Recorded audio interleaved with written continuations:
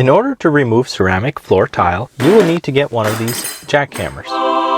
You can either buy one for around $160 to $200 on Amazon, or you can rent one from your local hardware store, roughly around $50 for 4 hours or $70 for a day. However, if you like to save money like me, borrow one from your brother or a friend that is in construction. Make sure to have your PPE equipment ready to go, such as gloves, safety glasses, possibly a mask, and some earmuffs. I'll be honest, I did the first two and went without the mask and the earmuffs, but don't be like me. Starting off, it's best to start from some sort of edge where you can insert the jackhammer at a good angle. If you don't have an edge, then you can make one by hammering it from the top, but it'll definitely be easier if you have an edge. Do a small area at a time with the jackhammer, then stop and clean up. This gives you an opportunity to take a break from the jackhammer, plus gives you more room to see what you will need to remove next. One quick tip is to take a hammer and break down the bigger tile pieces into the bucket. This way you can fill more pieces into the bucket and remove more tiles at once, since the bucket will be more full. To help with dust control, have a shop vac run the entire time while you're removing tile with the jackhammer,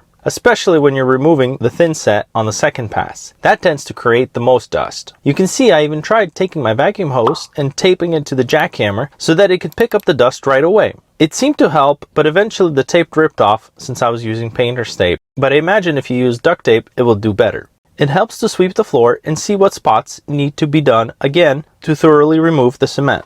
Lastly, you can take one of these scrapers and scrape up any remaining uneven surfaces. Check out how I demoed the shower walls next.